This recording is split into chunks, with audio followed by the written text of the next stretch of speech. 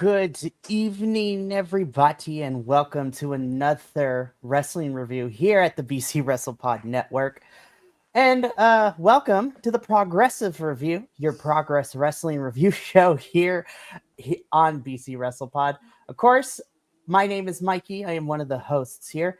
And of course, joining me this evening from unknown location, I'm just kidding, is my other co-host for Progress Wrestling, and Andrew, who is having a bit of a different setup, and I appreciate him being here, even though he is not in his current location. So I appreciate you being here, my friend. Absolutely. Yeah. Glad I could still make it, even though I'm on the road. Yeah, so we are here tonight to review Chapter 181 for Progress Wrestling, which is far from ordinary people. It has been a little bit of a hiatus for Progress because between this event and the last chapter, Chapter 180, which was the Super Strong Style 16 tournament. So it's been a hot minute, but now we are back in full swing for Progress, and we are back to review another chapter. So we find ourselves not in our normal place of the Electric Ballroom, but we find ourselves in the O2 Ritz in Manchester, which, we'll talk about a little bit because we got two events coming up very soon, and then they announced when their next live show was going to be, not in the Electric Ballroom. So we're going to talk about that at the very end. But before we get into all of this, if you are new to BC WrestlePod, we are a group of, at this point, 12 individuals. Yes, there's a lot of us, y'all, and we keep growing. We have enough players to have our own baseball team, which is crazy. We literally have our own baseball/kickball team ready to go. But if you are new here to BC WrestlePod, thank you for being here. Whether you found us on your own, through a friend, or the algorithm, we are 12 people who love to talk about wrestling. We review all the US based promotions, including some of the international ones and some independent ones as well. But if you cannot dedicate yourself to watching a full length review, you can follow us on the social medias at BC WrestlePod to get the summarized version of everything that we do. And then, of course, we have some merchandise, which, of all the review teams, our summer collection, we have our Pride collection. And then, of course, we have a special collection dedicated to raising funds for helping out people being affected by the current state of the affairs. The world is burning, but we are not going down without a fight. Viva la raza. Anyways. So, without further ado, let's just jump straight into this. So, once again, we are covering Progress Chapter 181, Far from Ordinary People. And we kick things off with, so this show had a couple of changes due to some injuries, due to some other stuff.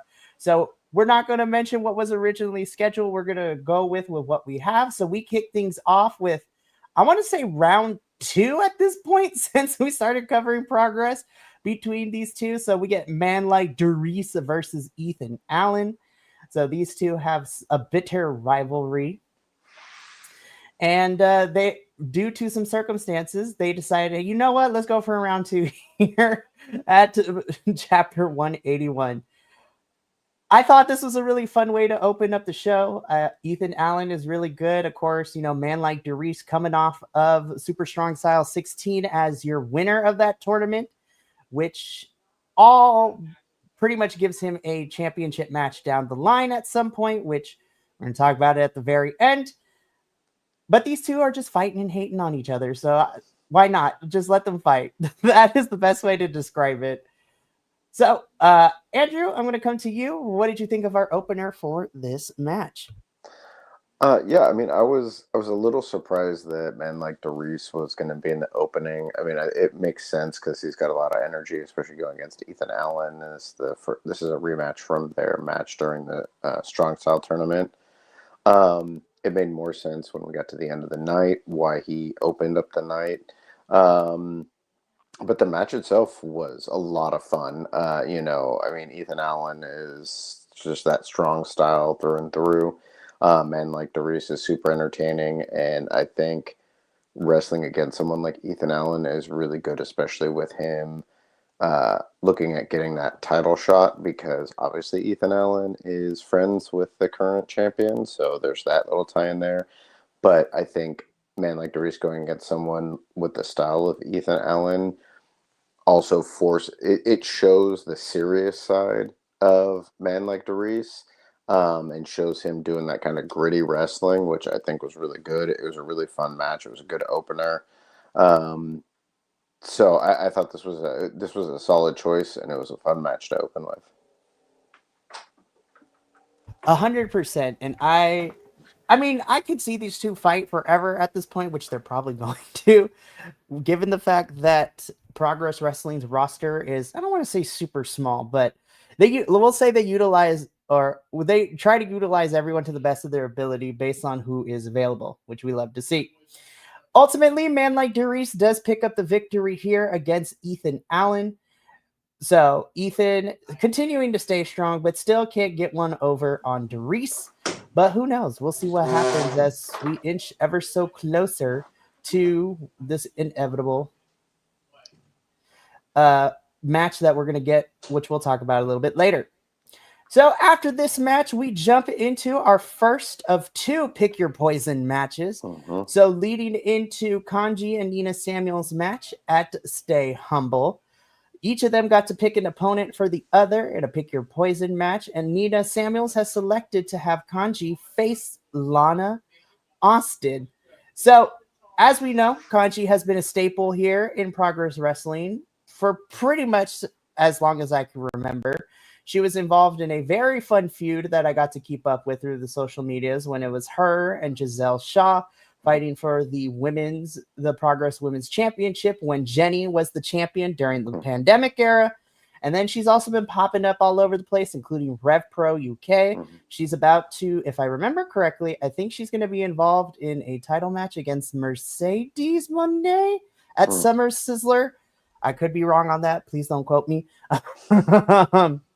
But Nina Samuels has decided, you know what? I don't want Kanji to make it to Stay Humble in one piece. So let's throw Lana Austin. And from what we've seen of Lana so far, she's a bruiser. She is a little bit of a dirty tactician. She will do what she can to win. And it definitely showed in this match. What I loved about this match is I love that since we started covering Progress in this capacity, it was really nice to see Kanji finally in a match. Mm-hmm. And I do love her style of wrestling where she's just going to bulldoze you if she needs to, which has been really great. But I also really enjoyed Lana in this one. I think this was a really good matchup. Both of them are very similar in the way they fight. I got to chuckle out of Lana trying to cheat like 30 seconds into the match with the rope assist, so that was a lot of fun. Andrew, what did you think of our girls in action here? I thought this was another solid match. I really enjoy the fact that with Kanji, you can feel that she's back and she's trying. It's not in a negative way. It's like she's trying to make up for lost time. It's that like I had to take this much time off to recover and get back. I'm not going to waste any time now. And she just brings that energy with her. You know, she's got that kind of gritty style. Obviously, Lana Austin's got a little bit of size on her. So, you know, there was like that challenge going on. So I thought it was really good back and forth. I will say, I really enjoyed the match. Thought it was good. Thought this was a good build to what we're obviously going to get with Nina Samuels and Kanji eventually. So I thought that was good. There was some stuff that came up later we'll talk about with Lana Austin that I thought was a little more questionable. Outside of the match, and I just bring this up because this is when I really noticed it at this point, and I don't know if this was just on my stream. I've noticed it in previous streams with Progress too, is there's like some audio issues where there's a lag between the video and the actual sound. And you can really tell it on commentary because they'll react to things that's slightly off from what's happening in the ring. But this one especially, and I know they're outside of the Electric Ballroom, the commentators were much quieter than like the announcer, than the entrance music and that kind of stuff. So there were some things that got lost while some of that was happening because I couldn't hear one over the other. Again, that's all just technical issues. It wasn't anything that like I would knock the show for specifically. It was just at this point that I really noticed it on this card. But match-wise, this match was really good. I love seeing Kanji back here. I want to see more of Kanji. You know, I'm nervous about what's going to happen with the loser leaves Progress kind of a thing. And with both of them, because I don't really want to see either of the two leave because I'd like to see more from them. So I just hope whoever does lose that and has to leave Progress is getting to go on to somewhere else that we get to see more of them. Like, obviously, they're not going to just permanently leave. But I think especially because Kanji just came back, I'm like, I don't want to see her leave Progress yet. She just got back here. Well, I mean, and we'll talk about it a little bit more in depth when we get to Nina's match against pick your poison opponent. But now that Nina, not to say that us putting this into existence is what changed it, but being able to see Nina fill in the missing parts that we've been wanting since we started covering Progress. Now I'm just like, now I kind of don't want to see Nina to leave Yeah. either. But we'll talk about Nina in a little bit. But Kanji picks up the victory over Lana Austin here, which is to no surprise. I'm happy my girl is back here. Love her. She's great. So next up, we got to talk about this one because this is where I had questions by the end of this. So at first, I want to say this was a really fun match. I really enjoyed this match. We'll talk about the ending, but in our first of 2 championship bouts that we got for Far From Ordinary People, we get the Progress Tag Team Championship match in which we see our champions, Sunshine Machine, have their first title defense since winning these titles back a couple months ago against the Smoking Aces, who now have disbanded, and they are taking on the challengers of Lycos Gym. So Kid Lycos and Lycos the second. So I was not prepared for the heelishness from Lycos Gym. I was like, now it wasn't like a straight up like twirling of the mustache, like evil villainy type of turn, but I was like, ooh, we kind of playing dirty. I'm not against it. I think that's kind of cool, but I'm also like, I hope we get some sort of explanation because I'm like, it kind of feels like we're missing some pieces here, which I'm not mad at. Now, that aside, the match was really, really good. I love seeing Lycos Gym. They are always fantastic. I really love and I have grown to love Sunshine Machine so much. I think their offense is really unique when it comes to tag teams and the way they go about certain things. Also, I always get a kick of their gear every time they come out. And I was like, what hairstyle are we about to see next? And we got the whole, I was like, that hair gel tried, but it could not keep that spiked up hair up by the end of this match. This was a good back and forth. Very surprised because we got new champions out of this match. We had some really questionable spots where I'm like, we're doing closed fists now, Lycos Gym? Like, what is happening? We had a loaded up knee for a knee strike for the finisher. Maybe. We never saw it. We never saw it. Commentary said something, but these questions I need answered. But I'm excited to see. So again, this match. We had Lycos Gym walk out as our new Progress Tag Team champs. Andrew, as our tag team aficionado, what did you think? So, I mean, first of all, I will say this would have been my match of the night if it weren't for the match that ended up being my match of the night. And so, phenomenal match. Loved it. Really enjoyed both of these tag teams, so I had no doubt that this was going to be a top contender for match of the night. Great tag team wrestling. Have loved, especially seeing Lycos Gym pop up in a few other places. And looking forward to getting to see this. This was kind of one of the matchups I hoped we would see when Sunshine Machine won the titles. I will say I don't know how I feel about the heel tactics from Lycos Gym and really from Kid Lycos mostly. There were moments when I was worried that this was going to be one of those, he's going to do so much heelish stuff that we're going to see them split up as a tag team. Like it almost felt like that to a certain extent because it was clear they weren't quite on the same page. Obviously, he was frustrated. They're trying to progress, and no pun intended. Get back at the top of the division. I want to see where we're going with this. I want to see more story because so far all we've really gotten is kind of like what happened in the ring. I want to see more from this. I want to see if this was just a moment of stress and trying to win at and at any cost. I want to see if this is something that Lycos 2 is going to fall in line with, if we're going to get a full heel turn from them. Are they not going to go full heel? Are they going to be kind of that tweener, kind of willing to do whatever it takes, and if they need to cut some corners, they will, but most of the time they're going to be just doing good tag team wrestling. I just want to see more development in that area. I have faith in Progress that we will get more. I'm just looking forward to seeing more, because as of right now, I'm kind of iffy on those tactics. And I'm looking forward to seeing who we're going to get to see wrestle next. Are we going to get, some footage that we didn't see during the show that's going to show a possible loaded knee, and so we'll get a rematch between the two, or are they going to move on from this and face some other tag teams? But either way, I'm sure it'll be phenomenal tag team wrestling. And like I said, this was at this point, and for most of the rest of the night, was my match of the night. Right. And it's been an interesting story.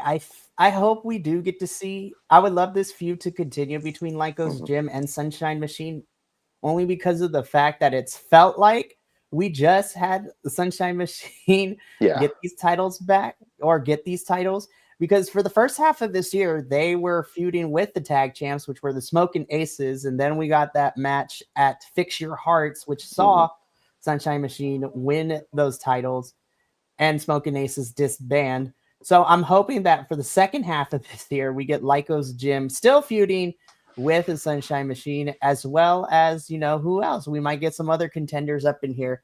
So I hope we get some sort of explanation and we get some story progression. I'm going to be so for real. I would not be surprised come November we see a rematch between these two teams at Vendetta, which is, at least from my understanding, outside of Super Strong Style 16, Vendetta is like the big event for Progress and towards the tail end of the year. So I hope we get more story progression. I would love to see some more. If we're going to get Lycos Gym to be quote unquote heels, or at least leaning more towards that, I hope we get to see some development in somethings. But again, this was a fantastic match. Lycos Gym walk out as your new Progress Tag Team Champs. So then we close out the first half of our show with our second Pick Your Poison match. This is Kanji's pick for Nina Samuels. So Nina Samuels is taking on the self-proclaimed indie god herself in Shotzi Blackheart. It is no secret, anybody who has watched BC WrestlePod in the last 3 years knows that we have special love for Shotzi. She is the lovable weirdo. One of our other hosts, Crossway, did a horror movie with her way back in the day. So I was like, there's that connection there. But we just love Shotzi's no-nonsense attitude and how she's just down for the cause with everything. And that's exactly what she was in this match. She's wrestling with the whole cast on her arm, which was great. So Kanji has picked Shotzi for Nina Samuels. I really love this match. Yeah. I wasn't expecting it to be a 5-star like barn burner. This is going to be on the Dave Meltzer scale of things. There's a special place in my heart for this match, only because I love seeing that now that Shotzi is back on the indies, she's just popping up everywhere. And she is the indie god. Listen, that match between her and Matt Cardona at some point is going to be on and popping. Yeah. And I'm so here for this. Nina, girl, I love you too. This was a lot of fun. And I think this showcase, Shotzi, the crowd was so behind her. Of course, and I also love that everybody was so against Nina, which is good because that is how her character is. This was a fun little match. Ultimately, of course, Nina does pick up the victory, being a little heelish when it comes to certain things. But I like this match. I wasn't expecting it to be like a 5-star technical masterpiece. I'm just happy to see both these girls get some time to do the things that they need to. Andrew, what did you think of our second Pick Your Poison match? I really liked this match, actually. I thought they did a really good job of protecting the arm while not like they did a good job of protecting it while still keeping the match exciting. It obviously they played into the focal point. Your opponent has an injury. You focus in on that and try to take advantage of it, especially when the person that doesn't have the injury is the heel. So it would have been weird had she not kind of focused on that, if they had just completely protected it and not had anything happen with it. But I think they did it in such a way that it made Shotzi looked stronger because she was able to battle through it, take the damage that was done to it, keep going, keep pushing it. And what I really liked was what it showed for Nina is it gave us more taste of like how mean and ruthless she can be, because she was trying to do all of her regular stuff, and when she needed to, she had no problem going right to that arm. She was just going right after it and unapologetic, that she just went after it, didn't care. People were cheering against her, and she was just playing into it. So I actually really liked this match. This was another one of my favorite matches because of how they played with that existing injury and how it added to the match instead of kind of taking away from it. I like that we got a decent amount of length out of this match, which they could have just had a shorter match, especially because of Shotzi's arm. So I enjoyed it. I thought it was really good. I'm liking more and more of what I'm seeing from Nina since she's lost the title, and I don't know if it's because now her character has kind of a sense of like almost desperation, because she was at the top and she could kind of rest easy there, but now she's lost that, and so she's scrambling to find that perch again. And then obviously the match that she's got coming up is a match where she could lose her spot permanently. And then you've got Shotzi, who's just out here just showing up everywhere and anywhere, and when I mean showing up, she shows up.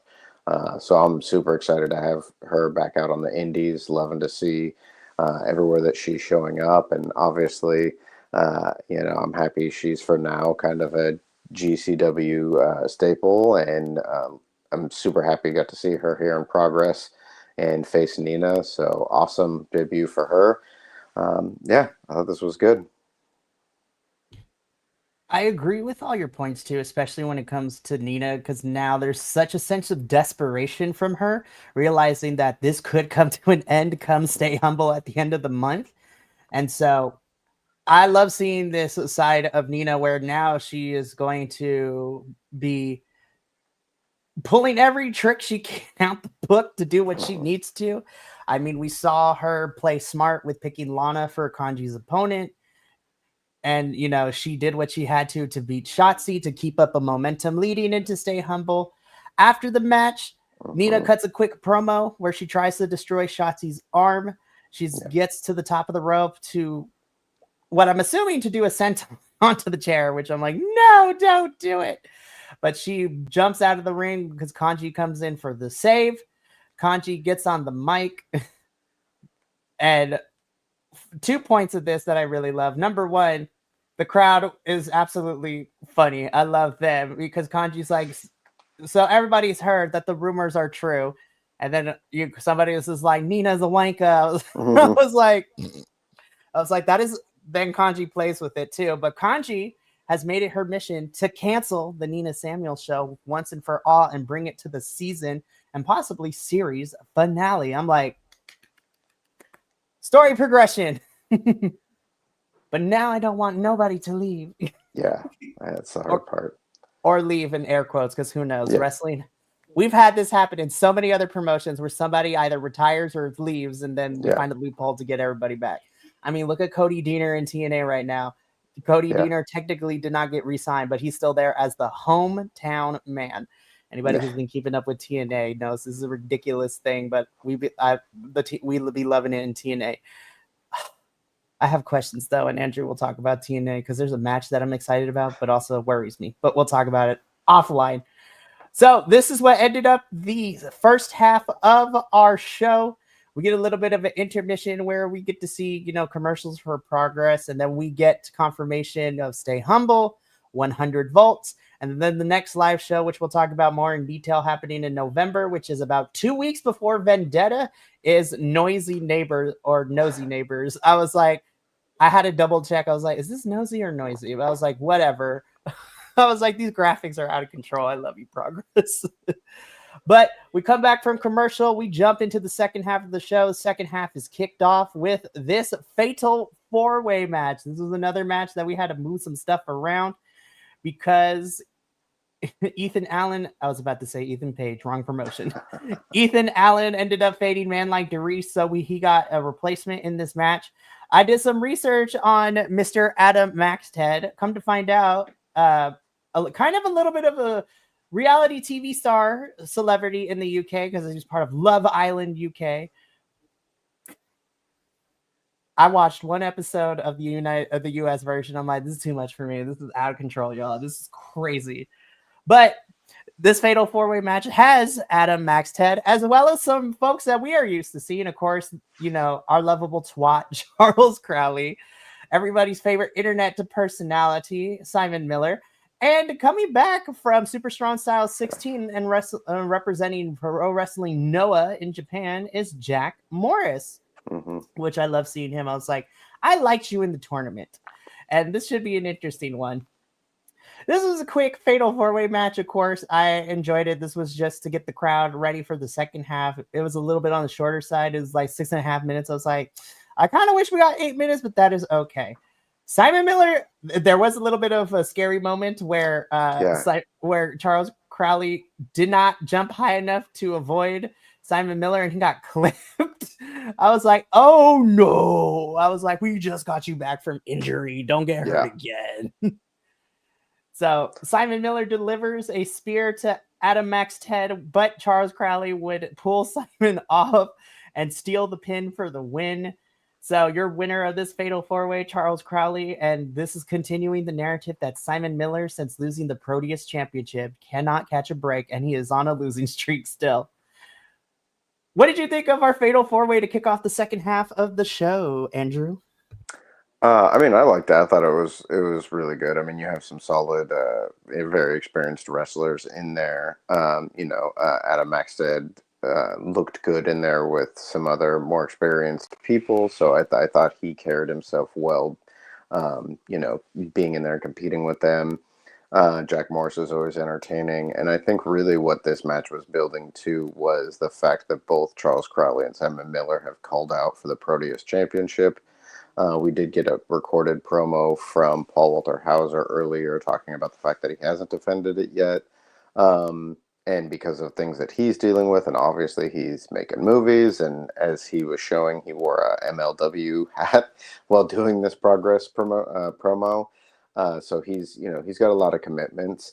So I like that we get to see these kind of story progress, because I think what we're going to get is a showdown between Crowley and Miller. And I like the fact that Crowley stole that victory away from Miller, because like you said, it keeps his storyline going of him like on this downward spiral, and also of Charles Crowley being, the twat that he is. Because I love both of them. They're such entertaining performers, and I'll watch a series, or however we're going to get to see them wrestle each other multiple times would be great, to building to either one or both of them challenging for that title.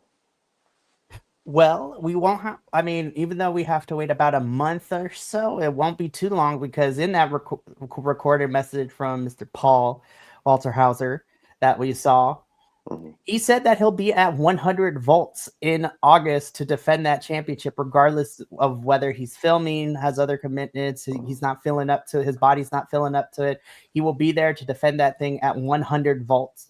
I would love to see a triple threat between Charles Crowley and Simon Miller for that championship at 100 volts, which could be a really good place to do it, because it is the 100th show in the Electric Ballroom, which is crazy that we decided that now we're covering Progress and we get to be a part of that kind of milestone, which is crazy.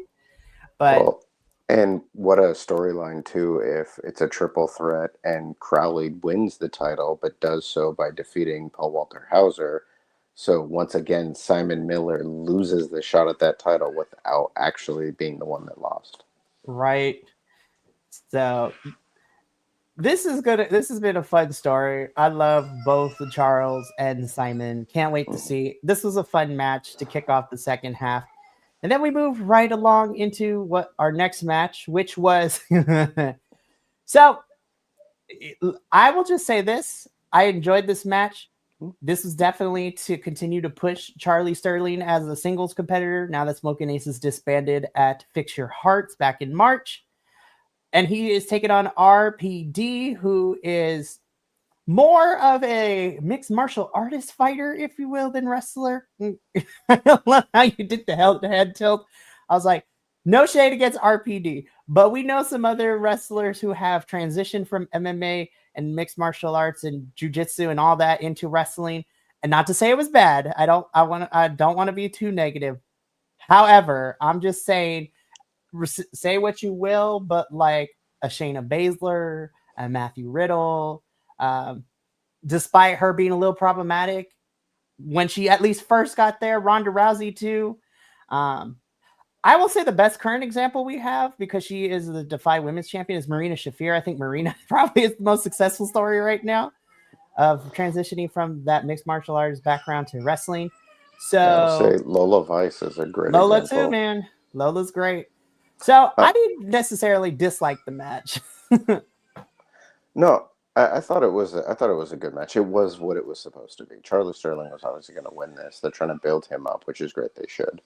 My biggest issue I had with this was watching RPD, and it had nothing to do with it. He was good in the ring. His gear and setup and everything, all I could think of was Mark Marrow. Oh my god. You are so right. Oh.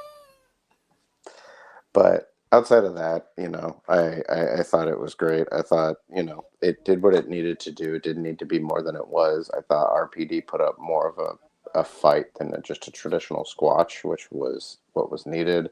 And I want to see more.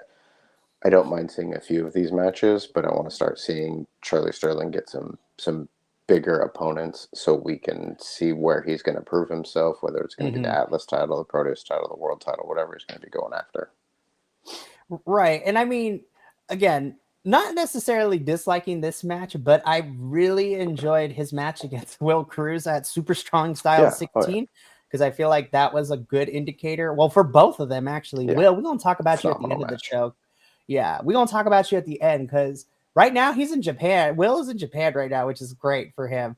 And I was just like, yes, learn that, because you probably going to need it for your match at Stay Humble, which we'll preview at the end of the show. Charlie Sterling does pick up the victory here. I'm really hoping that we get to see a little bit more of a trajectory for Charlie as the year goes on for progress and see where he ends up. We'll talk about that, because I would insert him in a certain feud, a tables match that's happening at Stay Humble with whoever walks out as champion there, but we'll talk about it when we get there. All right, so let's get into our semi-final match of the evening. Okay, so this is no shade to the girls. I don't blame them, because Alexis and Holly, you did what you had to do given with what you were given, right? So we get this match between Alexis Falcon and Holly Barlow. So it's like Alexis, former tag team partner of Charles Crowley. So the cheeky little bastards, as they were called, which I missed that name already. I was like, no, but that is okay. And Holly is a little bit newer to us, but I was like, okay, this should be fun. Before the match even starts, though, we do get on commentary, we get our Progress Women's Champ, Rio, which I was like, I've missed you so much. So she's on commentary for this match. Alexis and Holly enter the ring. The match gets started. I was like, cool, okay, this is more than an exhibition match. This should be fun. Can't wait. This is fun. We get like 4 minutes into this match. Then Lana Austin appears at the top. She's supposedly here to support Holly, which causes a distraction for Holly, which allows Alexis to win in like less than 5 minutes. And I was like, progress. That's question number one. And then, of course, Lana attacks Rio, which is setting that matchup at some point. I was like, I feel, and again, I'm not a booker, so please, Progress, don't hate me when I say this. We love you. Shout out for y'all checking out our reviews and everything. Um, Again, I'm not a booker. I feel, in my personal opinion, and with all love and respect, I feel we could have went about this a couple different steps to get the same result. I just feel really bad for Alexis and Holly, because their match was secondary to Lana attacking Rio at the end of this match, which was very unfortunate for both of these girls. Well, and if I'm remembering correctly, Lana got in afterwards and went after Alexis. Right, And which then was also weird. Rio was gonna get involved, but then Alexis fought off both Harley and Lana, and then Rio was just kind of like, "Oh, you got it. Okay, I see you. Good job," kind of a thing. It it was super weird. I feel, and especially with the way it started, I feel like this could have been a really solid match. So it was a bummer that it was cut short. Um, Everything just kind of felt off. Like the ending felt off. The whole like post match segments were weird. Um, it felt clunky to set up obviously where they're going. And like you said, hey, who am I? I'm just some dude on the internet that's talking about my opinions about wrestling. But I think structure wise for the show, I think this could have gone where the first pick your poison match had gone.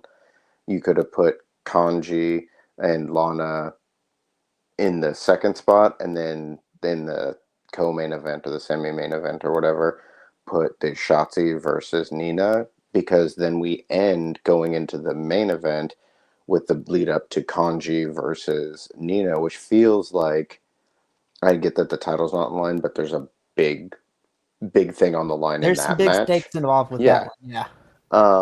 And that feels like that culmination is coming up sooner. So let's see that in the forefront, because it feels like, first of all, the like Lana versus Rio seems like sudden. Like, like they're like, okay, cool, this is what's happening next. Like, oh, okay, cool.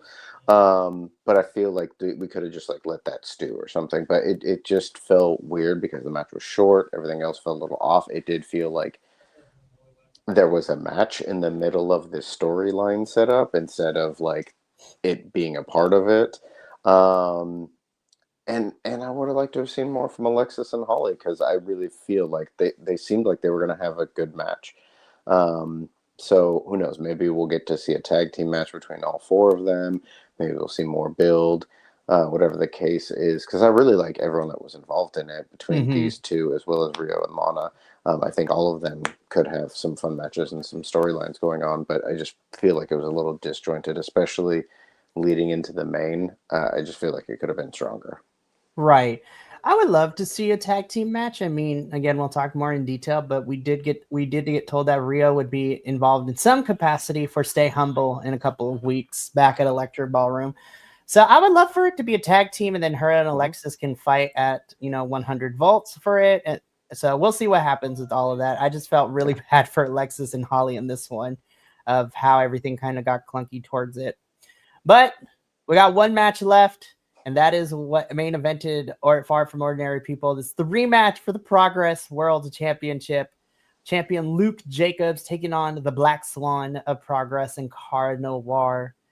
I actually really love the promo package video Mm. that they played to kind of set up, is like, this is why we're getting this rematch, because Luke Jacobs was like, he's like, no, people are calling this out on the internet, and I am not going to sully my reputation. I'm going to make sure I win this thing in a definitive fashion. And I feel that's really cool because of the fact that we did kind of mention that the ending of their Yeah. previous encounter ended kind of weirdly at Super Strong Style 16. But Luke Jacobs is like, I was not satisfied with with that ending. I need to prove to everyone that I can win this thing definitively. But not. I was like, that's kind of a babyface motivation, but you're still Yeah. kind of an in betweener heel when it comes to this. But I'm here for it.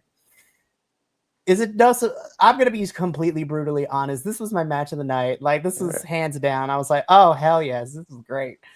Um, damn, they just brutalized each other. They were spamming. They were like, I need to keep you down. Stay down. Don't get up. Like, The ooh, last the last like few segments were just, like the it last two was just shot sequences were after a crazy. shot. Yeah. Like, I mean, that he when Carnivore hit that package pile driver, then got him up and hit that power bomb backbreaker. Oh my god, that was so, and it was out of nowhere. I was like, oh, he's gonna scoop him up. Oh, power bomb. Oh no, on the knee. Okay. Um, it just, throughout the whole match, it showed the desperation, the drive that both of these two had to get that title, but also get that win over the other one. Um, yeah, I agree. This was my match of the night. This knocked out the tag team title match as my match of the night. Um, I thought it was great. Yeah, it was awesome. Again, I feel like, of course, with the ever changing scene of Progress and who's in and who's not around for certain shows, Luke and Cara Noir, dare I say, are probably like your two leads for the men's division here in Progress, given their history with the company and everything, which which is very interesting too. Of course, we haven't heard any more developments because we talked about this during Super Strong Style and during the Vegas show too, because Rio and Luke were at WWE tryouts when they were in the UK. So nothing else has come from of it. But even still, Luke solidifies a win. It is definitive. He is still your Progress Men's champion. That finisher had me clutching my imaginary pearls. I was like, oh gosh. I was like, Cara Noir died. I was like, no. That I was shocked. I mean, I honestly wasn't sure, especially with the way that the last match went, who's going to win honestly, this. I was still 50-50 until the finishing sequence.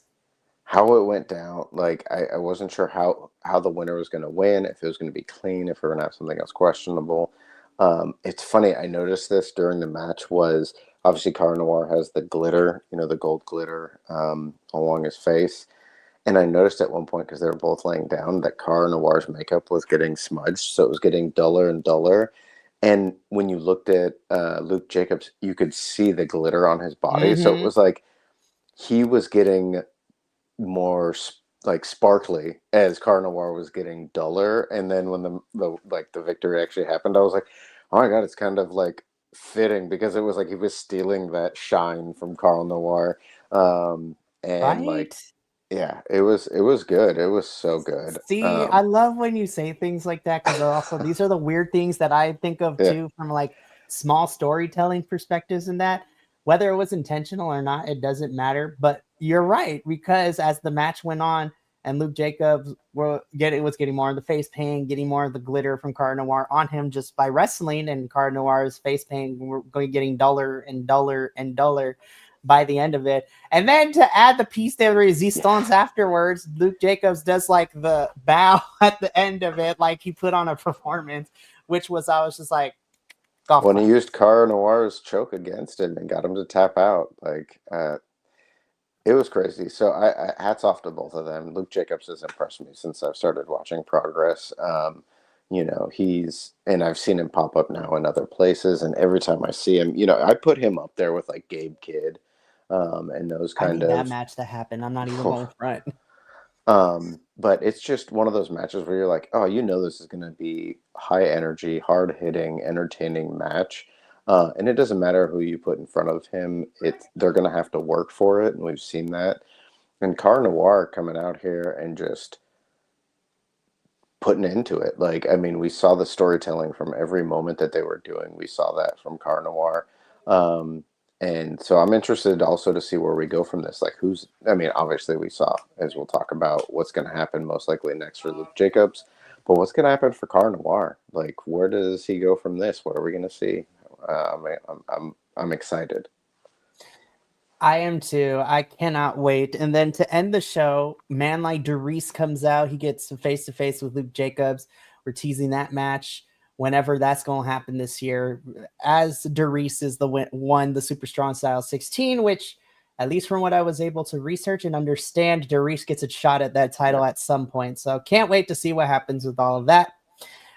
Luke Jacobs and man like Darius facing off is what takes us off the air for Far From Ordinary People.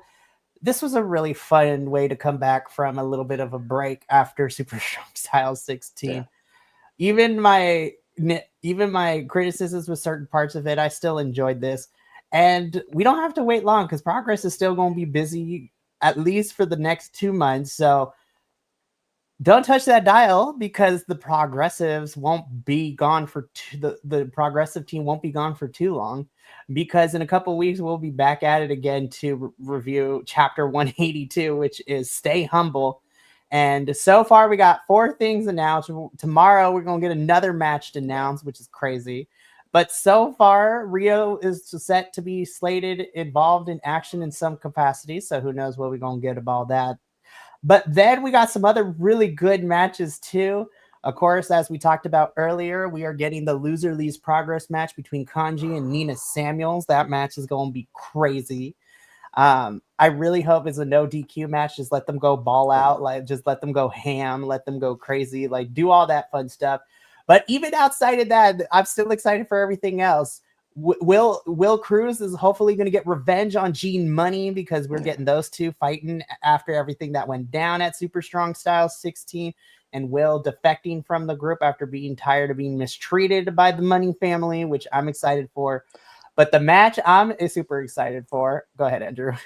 I was gonna say I recently saw Will Cruz wrestle at ICW, um, Yeah.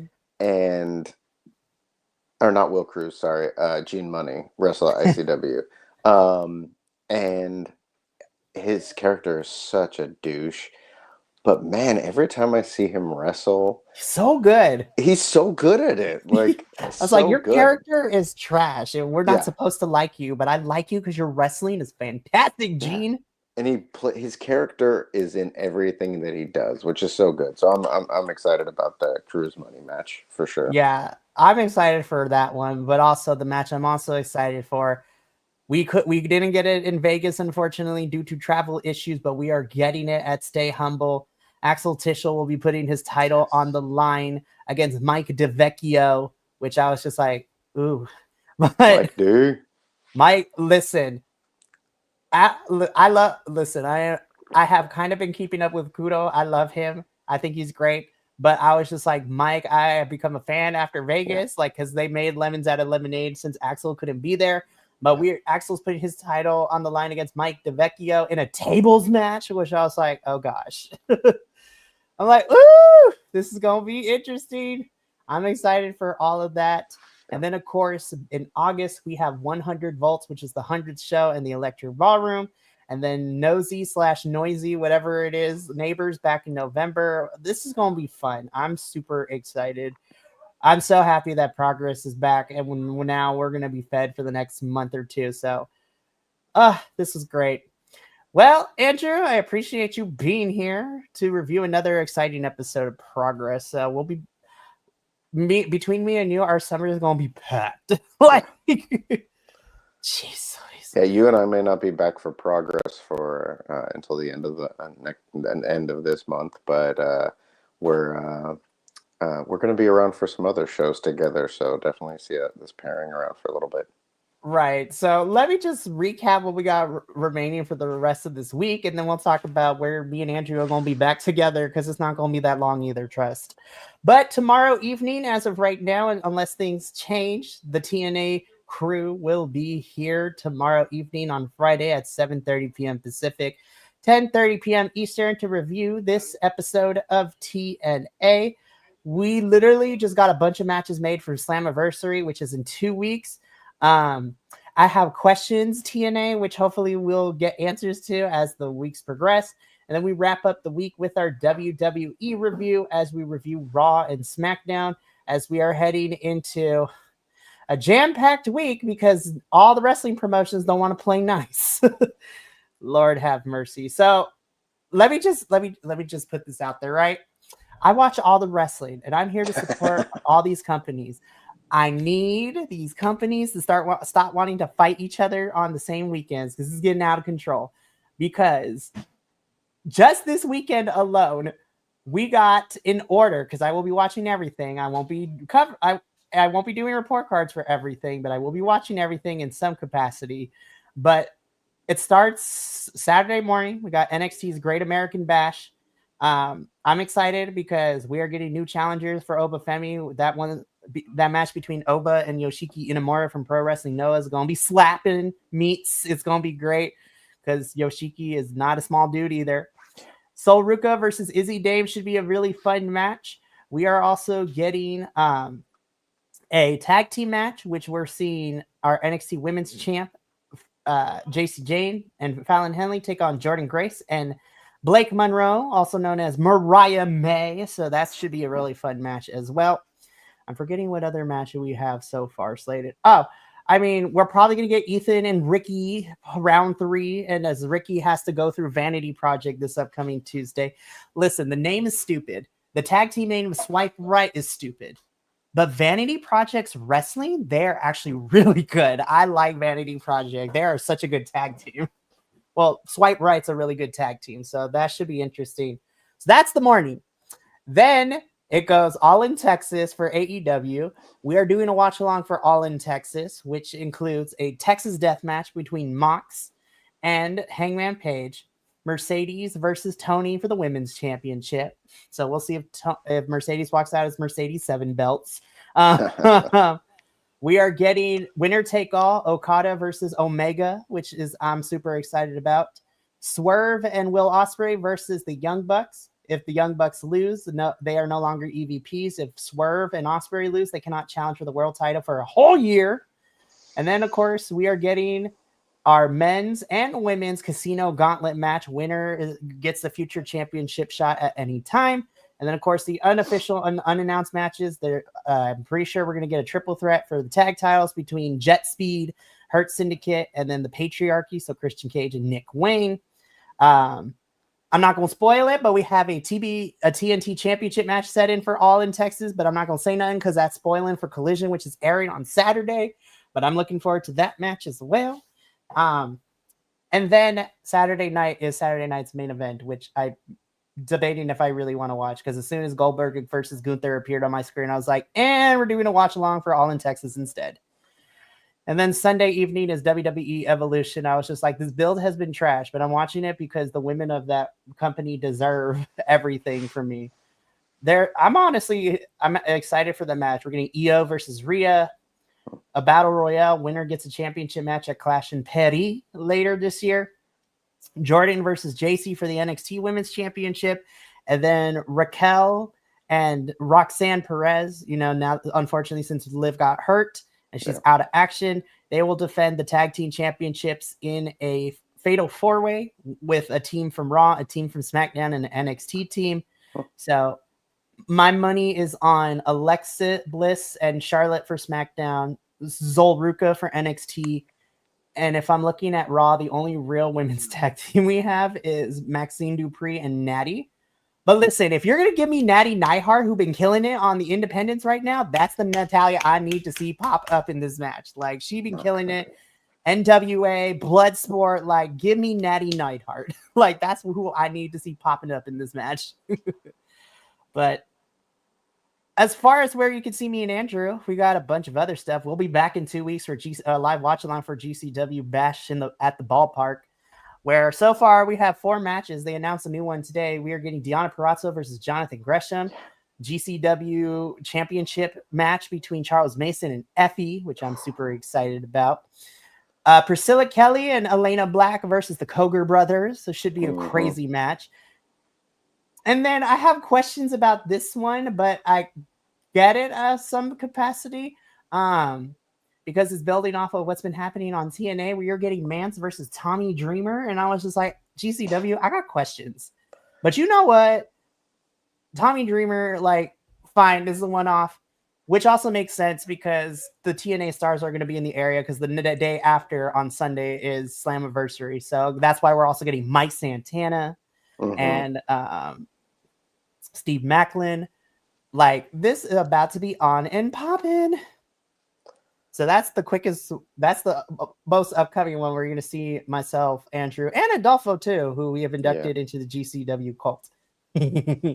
But Progress, thank you so much for always supporting us and rooting for us and always letting us know that we're doing a good job. Like, we love covering you, and we're so excited for Stay Humble, 100 Volts, and everything else to come up. I'm so excited. I know it's not until a while's away, but I'm excited to see what shapes up in the next couple of months to lead us into Vendetta 3, because I'm super excited for that one. So stay tuned, because that's going to be great. But me and Andrew are going to get up on out of here. Thank you so much for tuning into this review. We will see you for the remainder of our reviews this week. But until then, this is sayonara and adios. But remember, take care of yourself, love one another, stay Bi-Conic, and more importantly than anything, you always deserve to finish your story. From Andrew and I and the rest of the BC Wrestle Pod team, remember, we love you, love yourself, take care of others, especially in these unprecedented times. And remember, just stay true to you. Until next review, we'll see you later, but ta-ta for now.